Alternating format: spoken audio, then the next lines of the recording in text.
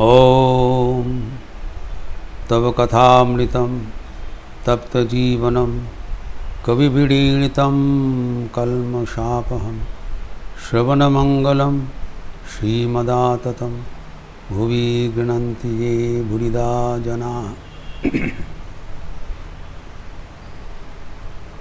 अतीव रोचक प्रसंग चल रहा है दक्षिणेश्वर में। दोल पूर्णिमा का अवसर पर भक्ति भाव में ठाकुर अप्लुत है और कह रहे हैं कि भक्ति हमारे जीवन में उपजीव्य है, अवलंबनीय है। और जीवों का दो प्रकार बताया, जीव कोटि और ईश्वर कोटि। जीव कोटि का पहुँच बता दिया। भक्ति से ज्ञान होता है। कौन सा ज्ञान है? कि ईश्वर ही हमारा एकांत अपना है। और ज्ञान के बाद लय हो जाता है, ईश्वर के साथ अभिन्न हो जाते हैं।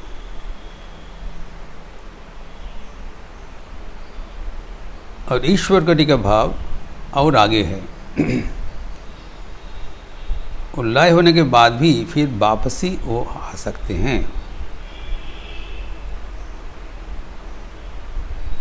जैसे उदाहरण दिया, जीना से हम चढ़ते हैं, क्लाइम ऑन स्टेयर्स, और छत तक पहुंच जाते हैं। छत में इतना आनंद का वातावरण है, जीव कोटि वहाँ पर ही रह जाता है। लेकिन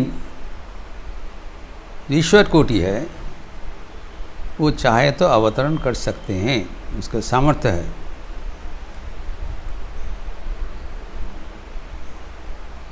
इसे ठाकुर भक्ति प्रसंग में कहा था, निष्ठा के बाद भक्ति होती है, भक्ति के बाद भाव होता है।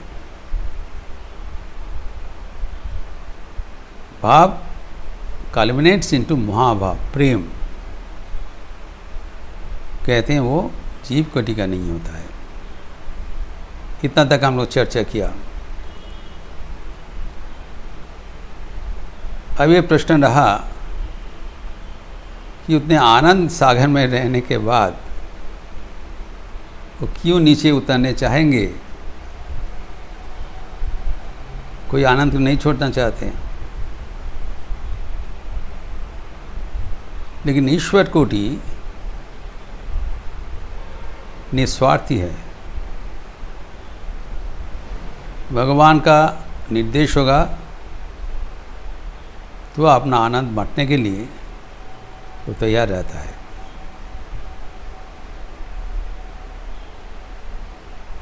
जैसे ईश्वर कोटि का उदाहरण हम देखते हैं, ठाकुर के पार्षद स्वामी विवेकानंद आदि। स्वामी विवेकानंद भी जब निर्विकल्प समाधि लाभ किए थे काशीपुर में, तब उन्होंने कहा, इतने तीव्र आनंद छोड़ के मैं फिर वापस नहीं आना चाहता हूँ। लेकिन ठाकुर उनको ज़बरदस्ती पकड़ के लाया, क्योंकि उनके काम कराने के लिए, लोक शिक्षा देने के लिए लिखित परवाना दे दिया। नरेन शिक्षे दिवे যখন দূরে রইবে হাঁক দিবে। He'll give the clarion call when will be away। वही हुआ था जब 7 साल बाद वो अमेरिका पहुँचे, तब शिकागो पार्लियामेंट ऑफ रिलीजियंस के प्लेटफॉर्म से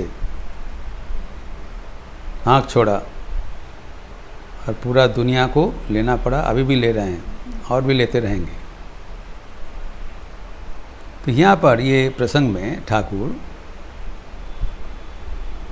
जो ईश्वर कोटि का विवरण बताया, उसके उदाहरण दे रहे हैं। यहाँ पर 3 उदाहरण दिया है, एक सुखदेव, दूसरा हनुमान जी, तीसरा प्रहलाद। पहले सुखदेव के बारे में बता रहे हैं। सुखदेव का निर्विकल्प समाधि हुआ था।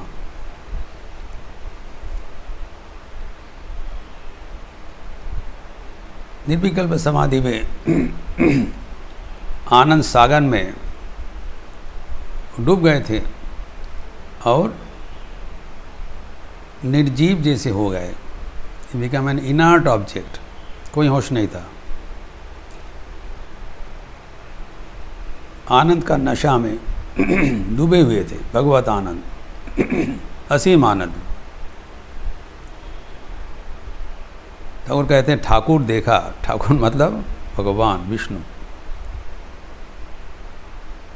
देखा। अगर ये ऐसे करके बैठे रहें तो परीक्षित को भागवत कौन सिखाएगा? काम तो करना पड़ेगा ना भगवान का। वो सब समय खुद नहीं आते थे और आते हैं, उनका कुछ आधिकारिक पुरुष को भेज देते हैं, वो ईश्वर कोटि, वो शिष्य देवी, वो है आधिकारिक गुरु, और भगवान स्वयं जगत गुरु।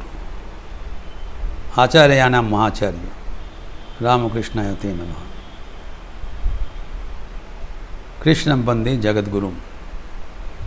तो अभी भगवान ने सोचा कि प्रहलाद, यदि सुखदेव को ऐसे रहने से तो हमारा काम नहीं बनेगा, क्योंकि भागवत सुनाना पड़ेगा। सो भागवत इसलिए ऐसी कोई साधारण ग्रंथ नहीं है, ये भगवान को पाने के लिए एक संयोग सूत्र है। ठाकुर खुद देखा था दक्षिणेश्वर में, विष्णु मंदिर में एक आलोक का त्रिभुज, ट्रायंगल ऑफ लाइट, जो एक भागवतकार भागवत पाठ कर रहे थे विष्णु मंदिर में बैठकर। देखा कि विग्रह से, जो श्याम सुंदर का विग्रह है, उनसे आलोक निकला और वो आलोक सीधा भागवत में जहाँ ग्रंथ है वहाँ तक पहुँचा, और वहाँ से फिर अपने हृदय तक पहुँच गया, ठाकुर के हृदय तक, और फिर वापस चलेगा विग्रह में, युक्त हो गया, और फिर ये तेज़ी से घूमते रहे।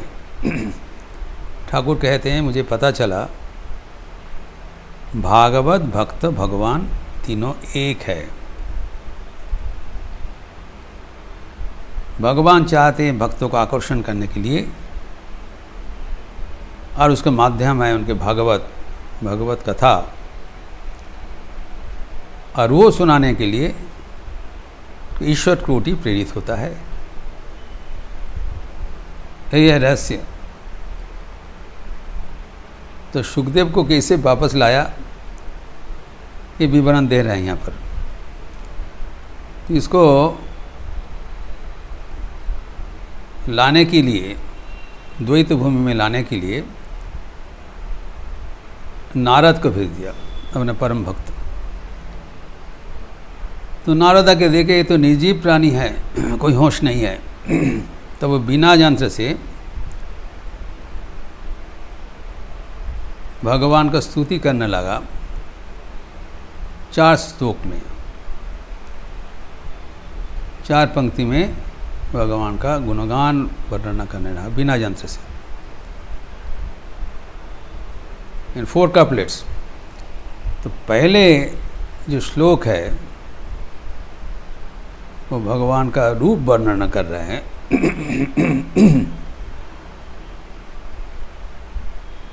उनका तो इंद्रियां खुला है, कर्ण, आंखें बंद हैं लेकिन कर्ण ये सब तो खुला है, इसीलिए गाना गा रहे हैं। तो कीर्तन हमारे एक बड़ा योग सूत्र है भगवान को पास पहुंचने के लिए। जैसे ये गाना सुना, यद्यपि होश नहीं, मतलब मन उसके साथ संगीत के साथ संयुक्त नहीं है। तो ठाकुर कह रहे हैं गाना सुनते ही उनका रोमांच हुआ और उनका बाल खड़ा हो गया, रोमांच हुआ और इसके बाद अश्रु निकलने लगे। सब सात्विक विकार है, कंप, रोमांच, पुलक इत्यादि। और वो हृदय मंदिर में भगवान का अपूरूप रूप दर्शन करने लगे, चिन्मय रूप। आँख खुला रखने के बाद जो दर्शन होता है वह है वास्तव रूप, और आँख बंद रखने के बाद जो दर्शन होगा वो चिन्मय रूप है, चित्तमय, मन मन दर्शन हो रहा है, अपूरूप दर्शन। तो अभी देखिए उनका जो अवस्था है वो भगवान का अद्वैत आनंद सागर में निमज्जमान थे, स्थिर स्थिर समुद्र है। अब स्थिर समुद्र में क्या हो गया? अभी चिदानंद सिंधु निरे प्रेमानंद लहरी, अभी तरंग उठने लगा। तो वो भी तो आनंदमय है, वो आनंद क्यों छोड़ेंगे?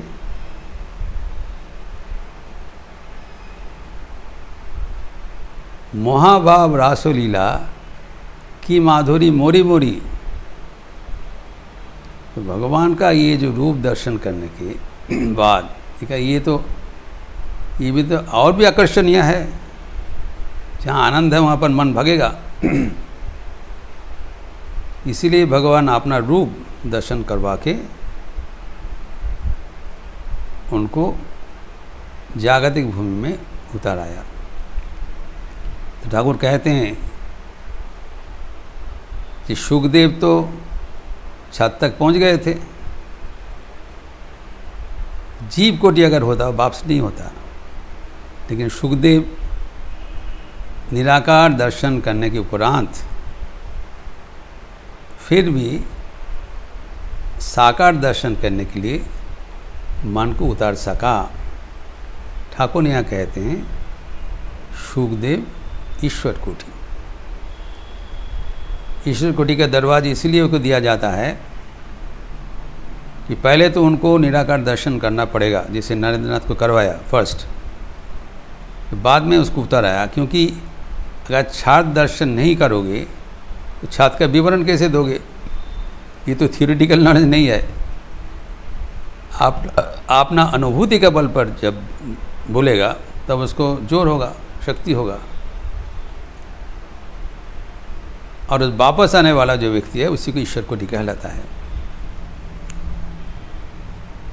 फिर भी दूसरा उदाहरण दे रहे हैं हनुमान जी। कहते हैं हनुमान जी का निराकार दर्शन हुआ था और साकार दर्शन भी हुआ था। तो साकार निराकार दोनों देखने के बाद हनुमान जी भगवान राम का मूर्ति हृदय में कल्पना करते हुए, चिन्मय मूर्ति, वो सेव्य सेवक रूप में रहा और जड़ निर्विकल्प समाधि से मग्न नहीं हो गए। वो वापस आकर सेव्य सेवक भाव से रहा अगर वो नहीं आते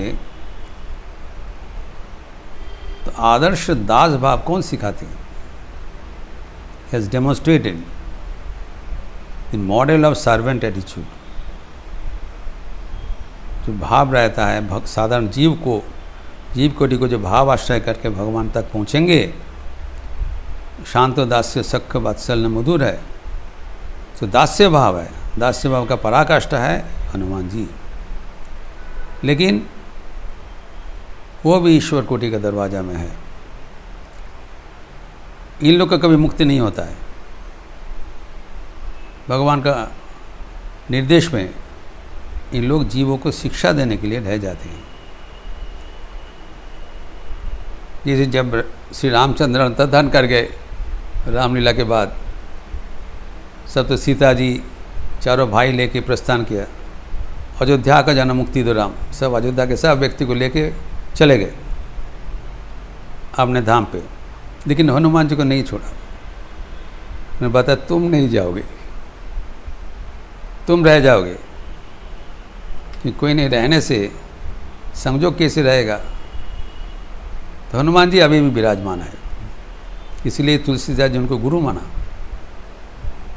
गुरु हमारे साथ रहते हैं, सेठो है, हाथ पकड़ के ले जाएगी। श्री गुरु चरण सरोज रज निज मन मुकुरु सुधारी, परनौ रोगवर विमल जिसो जोदाय के फलचारी। श्री गुरु चरण पकड़ के जाना पड़ेगा। एवं हनुमान जी गुरु का दायित्व निभाते हैं। तो है जैसे कि स्वामी विवेकानंद कहते हैं, ये शरीर छोड़ के कभी भी भले ही मैं कभी चला जाऊं,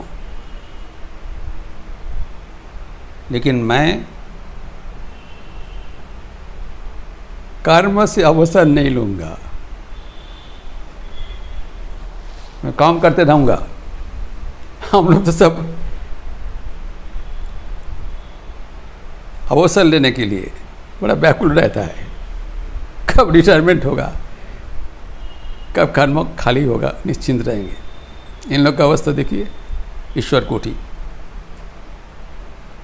कहते हैं उनका कोट अपना मुक्ति, it may be that I shell find it good to get out of this body and cast it out like a disused garment, but I shall not cease to work. I shall go on inspiring people everywhere till the whole world shall know that it is one with God. जब तक पूरा दुनिया को भगवान का साथ एकात्मता नहीं होगा, तब तक मैं विश्राम नहीं लूँगा। लेकिन ये काम करने के लिए अगर ये शरीर छोड़ के जाना पड़ता है तो मैं ले लूँगा। अशरीरी होकर सबके पीछे, जहाँ पर भगवान का प्रकाश करने के लिए, जहाँ पर अपना जो छिपा हुआ देवत्व प्रकाश करने के लिए प्रयास है, उसके पीछे स्वामी जी का मंगल हस्त है। गो ऑन इंस्पायरिंग पीपल, अनुप्राणित करते रहेंगे।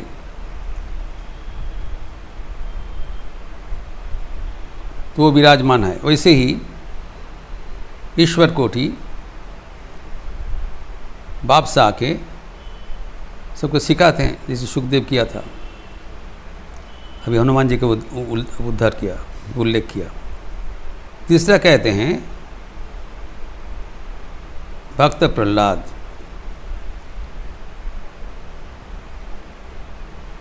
प्रहलाद कभी भगवान के साथ लीन हो जाते थे, एकात्म हो जाते थे, और कभी कभी दास भाव में रहते थे।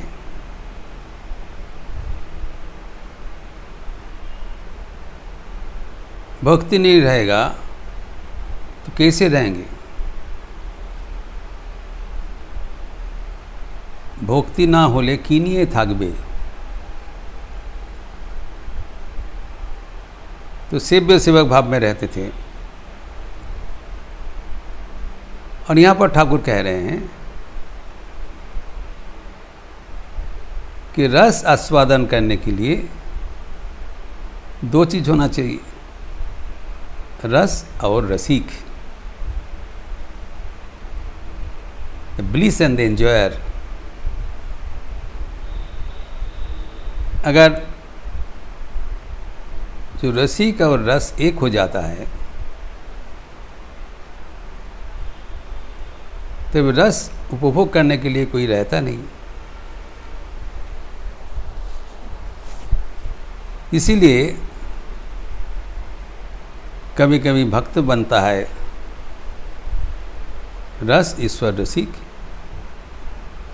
कभी भगवान बनते हैं रस भक्त रसिक। अपूर्व व्याख्यान दिया रस रसिक का संपर्क। यहाँ पर मास्टर महाशय एक टिप्पणी दिया है, फुट नोट।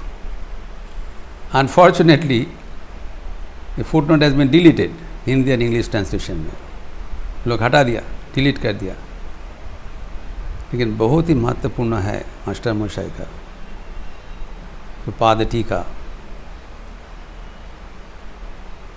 हम देखते हैं ठाकुर कितने गहन बातें सहज रूप से बोल रहे हैं। टीचर ऑफ टीचर्स, हम नहीं समझ रहे हैं कि ठाकुर हमें शास्त्र पाठ करा रहे हैं विदाउट आवर नॉलेज। हम लोग कोई पता नहीं चल रहा है कि शास्त्र का गंभीर शिक्षा दे रहे हैं। This is the beauty of the teachers. Will give the message, deepest message, simplest words, without the knowledge of the students of any complication. सहज ढंग से बताएंगे। अद्भुत है ठाकुर का प्रसंग। देखिए कैसे गुरु शास्त्र का अर्थ बताया। मास्टर महाशय यहाँ पर तैत्तिरीय उपनिषद का एक श्लोक उतारा है, उद्धृत किया है। Taittiriya Upanishad is one of the principal Upanishads, जहाँ पर शंकराचार्य जी ने भाष्य लिखा था। द्वितीय अध्याय का सप्तम अनुभाग में है 2:7। कहते हैं रसो वै सह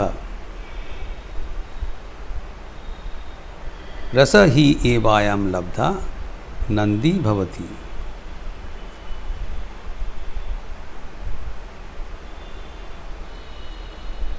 को ही एव अन्यात् का प्राण्यात्।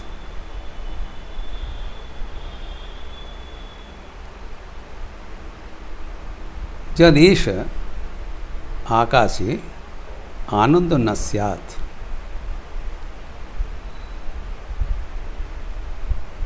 ये वायं आनंदयाति। वो रस स्वरूप, भगवान रस स्वरूप, आनंद स्वरूप, this is the gist of our existence.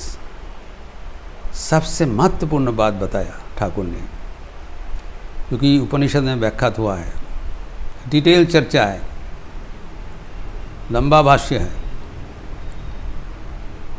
ईश्वर रस स्वरूप,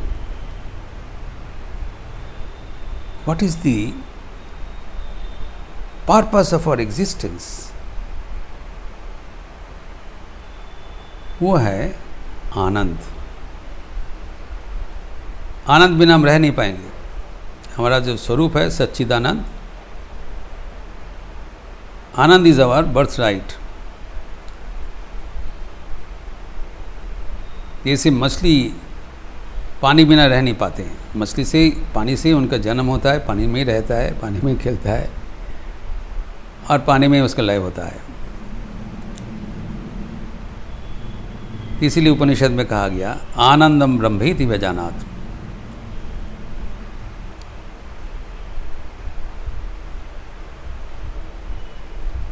ये सारे जो भूत वर्ग है सब आनंद में उसका जन्म होता है। आनंदेन सर्वाणि भूतानि जायन्ते तेन जातानि जीवन्ति तंग प्रयंत इसंग विसंति। जब प्रलय भी वहाँ होगा, उसका जीवन भी होगा और पैदाइश भी होगा। आनंद में हमारा विचरण है। Cannot stay without a moment of Joy. लेकिन ये आनंद का उत्स कहाँ है, ये उपनिषद के ऋषि आविष्कार किया है, बहुत गवेषणा करके, शोध करके। What is the source of this Joy, यहाँ पर बता रहे हैं। रसो वैश्वः, वो जो परमात्मा है, ईश्वर है, वो रस स्वरूप, प्रेम स्वरूप। स्वामी जी कहते हैं ही इज एलोवी पर्सोनिफाइड, रस स्वरूप। और रसो भी यम चैव अयम लब्ध्वा नंदी भवति, ईश्वर का रस लेकर ही हम लोग आनंदायित होते हैं। हमारा जो आनंद का स्वरूप है, ईश्वर का आनंद, ईश्वर का आनंद से ही थोड़ा बहुत जो मिलता है उससे हम भरपूर हो जाते हैं। अभी प्रश्न कर रहे हैं,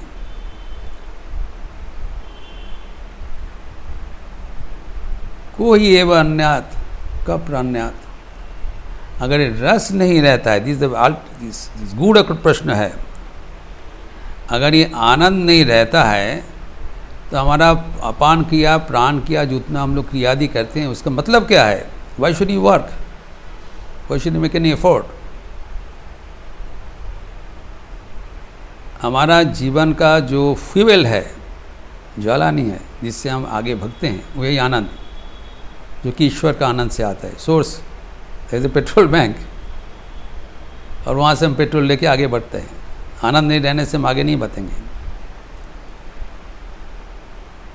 स्वामी जी कहते हैं, प्रेम प्रेम एकमात्र धोन, एक तुरी करे पारावार, दस्यु हरे प्रेमेर प्रेरण, पुत्र तरे माय दय प्राण। एक है वो प्रेम, प्यार, आनंद, और जो दुष्कृतिकारी है, जो चोरी कर रहा है, वो आनंद पाने के लिए कर रहा है। और बच्चे के लिए जो माँ अपना जीवन बलिदान दे रहा है, वो आनंद के लिए दे रहा है। So the power behind each and every activity of our life is due to some joy we derive in doing the work. जो कुछ कर रहे हैं, आनंद पाने के लिए कर रहे हैं, और उसका सोर्स है रसो वैंसः, ईश्वर रस स्वरूप। तो अगर ये रस नहीं रहता है तो हमारा काम करने का कोई मतलब नहीं था। पूछ रहे, प्रश्न कर रहे उपनिषद में, इसको उत्तर क्या दे रहे हैं?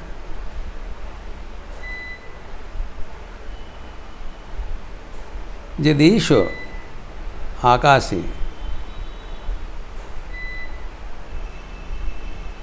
न आनंद स्यात्, वो अगर ये जो आकाश में अगर नहीं रहता है, आनंददान नहीं करता है,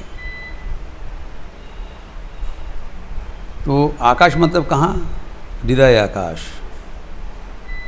ये आनंद का स्रोत कहाँ है? हृदय में। अगर हृदय आकाश में वो विराजमान नहीं होते, हृदय में विराजमान है चिदानंद सिंधु निरे,